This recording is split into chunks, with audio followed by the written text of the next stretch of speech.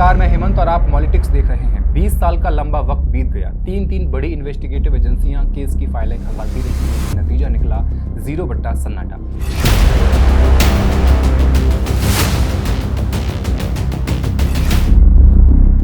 2006 के मालेगांव धमाकों की वो रात जिसमें 31 बेगुनाह लोगों की जान गई, उस त्रासदी का इंसाफ आज भी अधर में लटका हुआ है।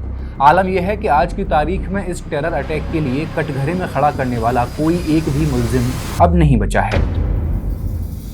अभी हाल ही में बॉम्बे हाई कोर्ट का एक फैसला आया है। कोर्ट ने उन चारों आखिरी आरोपियों की अपील को मंजूरी दे दी है जिन पर पिछले साल स्पेशल कोर्ट ने चार्जेस फ्रेम किए थे। ये चार नाम हैं मनोहर नारवारिया, राजेंद्र चौधरी, धन सिंह और लोकेश शर्मा। हाई कोर्ट के इस फैसले के बाद अब इन पर भी मुकदमा चलाने की कोई गुंजाइश नहीं बची है। आइए समझते हैं मालेगांव धमाके का केस कब और कैसे चलता आ रहा है। पहले 9 मुस्लिम नौजवानों को भी इस केस में फंसाया गया था जिन्हें 2016 में कोर्ट ने बरी कर दिया। अब 22 अप्रैल को ये 4 नाम भी कानून के दायरे से बाहर हो गए हैं। यानी घूम फिरकर बात वहीं आकर रुक जाती है कि 31 लोगों की जान गई इन धमाकों में, लेकिन उनके गुनहगार कौन थे, इसका जवाब देने वाला अब कोई नहीं बचा है। सिस्टम की नाकामी और इन्वेस्टिगेशन एजेंसियों की कछुआ चाल की इससे बड़ी मिसाल और क्या हो सकती है। पहले महाराष्ट्र एटीएस ने पूरा जोर लगाया, फिर केस की फाइल सीबीआई के पास गई और अंत में मामला एनआईए के पास भी गया था, लेकिन कोई नतीजा नहीं निकला। अब आइए समझते हैं कि ये पूरा केस आखिर था क्या। याद कीजिए 8 सितंबर 2006 की वो दोपहर करीब 1:50 का वक्त हो रहा था। जुम्मे की नमाज के ठीक बाद का माहौल था। मालेगांव जैसे मुस्लिम बहुल इलाके में सब कुछ शांत था, नॉर्मल था उस वक्त, लेकिन किसी को ये नहीं पता था कि मौत साए की तरह उनके पीछे खड़ी है। शहर के 4 अलग पॉइंट्स को निशाना बनाया गया था। एक बम हमीदिया मस्जिद और बड़ा कब्रिस्तान के गेट पर प्लांट किया गया था। दूसरा उसी कंपाउंड के अंदर पार्किंग में खड़ी एक साइकिल पर रखा गया था। तीसरा बम पावर सप्लाई रूम की दीवार से सटा कर रखा गया और चौथा बम उस मशवरात चौक पर धमाके के साथ फटा जो उस वक्त लोगों से पूरी तरह खचाखच भरा हुआ था। जब धुआं छटने लगा, सन्नाटा टूटने लगा धमाकों के बाद, तो चारों तरफ मातम पसर चुका था। उस खौफनाक दिन 31 बेकसूर लोग अपनी जान गंवा चुके थे और 312 लोग बुरी तरह जख्मी थे, जिनकी चीखें आज भी इस इलाके में फिजाओं में घूमती रहती हैं। पुलिस ने शुरुआत में तफ्तीश की, लेकिन अक्टूबर 2006 में मामला एटीएस के हवाले कर दिया गया। तब लोगों को लग रहा था कि गुनहगार जल्द सलाखों के पीछे होंगे। शुरुआत में महाराष्ट्र एटीएस ने जो कहानी गढ़ी वो किसी फिल्म की स्क्रिप्ट से कम नहीं थी। उन्होंने दावा किया कि धमाके करने वाले 13 मुस्लिम लड़के थे जिनका कनेक्शन सिमी जैसे गुट से था। सिमी यानी students Islamic movement of India. 1977 में अलीगढ़ में जब इसकी शुरुआत हुई थी तब इसका एजेंडा काफी अलग था। 80 और 90 के दशक के बाद ये संगठन धीरे धीरे पूरी तरह से कट्टरपंथी हो चला।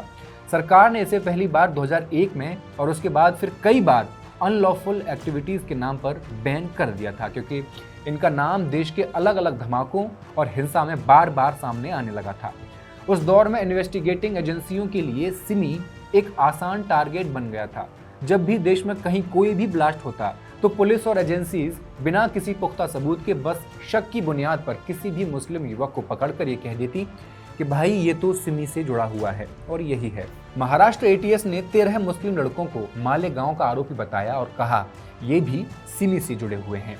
अब बिना देर किए एटीएस ने ताबड़तोड़ गिरफ्तारियां शुरू की और 9 लड़कों को उठा लिया। उनके नाम स्क्रीन पर आप देख सकते हैं।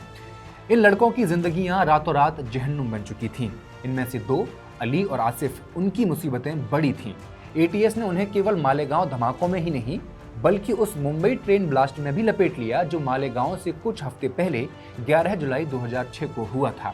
लेकिन जुलाई 2005 में बॉम्बे हाई कोर्ट ने जो फैसला सुनाया उसने इन एजेंसीज के पूरे झूठ की कलई खोल दी। कोर्ट ने कहा कि जिन कबूलनामों यानी कन्फेशंस के दम पर इन लोगों को दोषी ठहराने की कोशिश की गई है वो न सिर्फ नाकाबिले एतबार थे बल्कि पूरी तरह झूठे थे। कोर्ट ने यह भी माना कि इनसे टॉर्चर करवाकर जबरदस्ती बयान लिखवाए गए थे। अब जानते हैं कि कैसे एटीएस ने भी ये कहानी रची।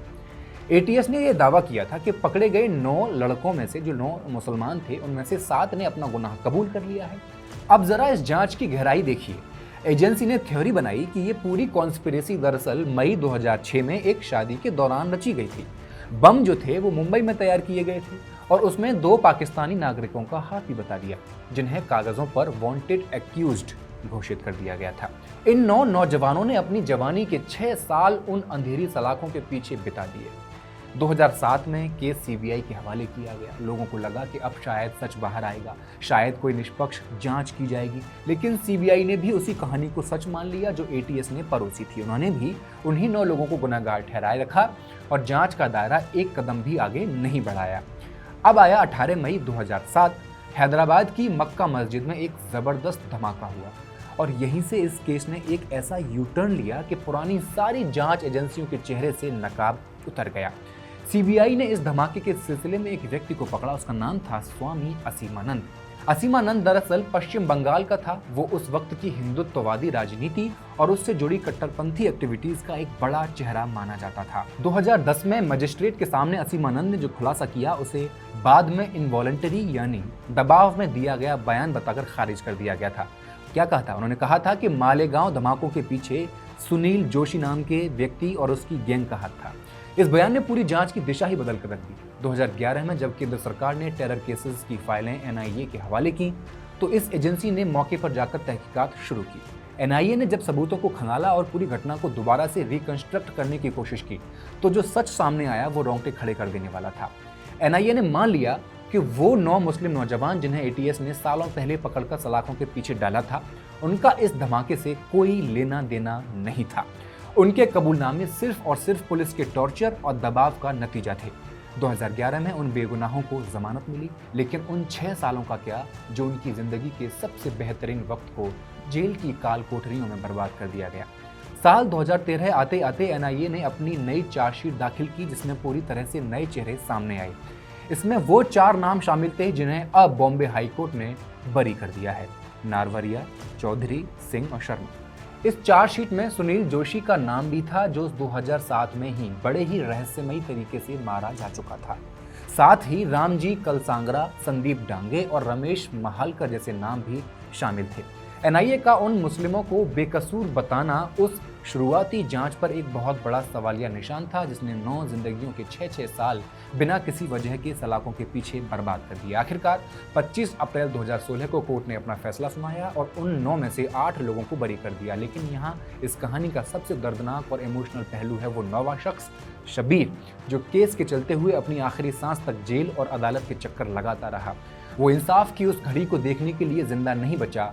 वो इंतजार करते करते हार गया और दुनिया छोड़कर चला गया। एनआईए की चार्जशीट में लिखा था कि ये चारों आरोपी सुनील जोशी के इशारे पर काम कर रहे थे और इंदौर से मालेगांव तक बम पहुंचाने की पूरी जिम्मेदारी इन्हीं चारों की थी। एजेंसी ने यह भी लिखा कि नारवरिया और चौधरी ने मालेगांव में जाकर 2 साइकिलें खरीदी। फिर आगे दावा किया गया कि सिंह और चौधरी ने मस्जिद के अंदर बम प्लांट किए, जबकि कलसांगरा ने और नारवरिया ने बाकी 2 धमाकों को अंजाम दिया। अब एनआईए का कहना था कि मालेगांव को इसलिए चुना गया क्योंकि ये मुस्लिम बहुल इलाका था ताकि दंगे भड़काए जा सकें और समाज में नफरत की आग फैलाई जा सके, ये मकसद था। 2013 में अरेस्ट किए गए इन 4 लोगों ने भी 6 साल जेल में बिताए, लेकिन फिर आया 14 जून 2019। बॉम्बे हाईकोर्ट ने इन्हें भी बेल दे दी और पूरी एनआईए की जांच को भी फिर से कटघरे में खड़ा कर दिया। बेल मिलने के बाद इन चारों ने स्पेशल कोर्ट में डिस्चार्ज प्ली फाइल कर दी, यानी ये मांग की कि उन्हें केस से बरी कर दिया जाए क्योंकि इस केस में अब दम नहीं बचा है। बीच में थोड़ा ड्रामा हुआ, इन्होंने अपनी अर्जी वापस ली। फिर सितंबर 2025 में स्पेशल कोर्ट ने उन पर चार्जेस फ्रेम कर दिए, लेकिन इन्होंने हाई कोर्ट का दरवाजा खटखटा दिया और 22 अप्रैल 2026 को जो ऑर्डर आया उसने खेल ही पलट दिया। हाई कोर्ट ने इनकी अपील मंजूर करते हुए तमाम चार्जेस क्वैश कर दिए। मतलब अब ये भी केस से पूरी तरह से आज़ाद हैं, लेकिन उन 31 मौतों के जिम्मेदार आज भी खुलेआम घूम रहे हैं। आपका क्या कहना है इस वीडियो पर हमें कमेंट सेक्शन में लिखकर ज़रूर बताएं और आप अगर ये कहानी सुन चुके हैं तो कमेंट करके बता दें। अगर नहीं सुनी हो तो मॉलिटिक्स के चैनल पर ये कहानी अपलोडेड है, जाके अभी देखिए। बहुत बहुत शुक्रिया।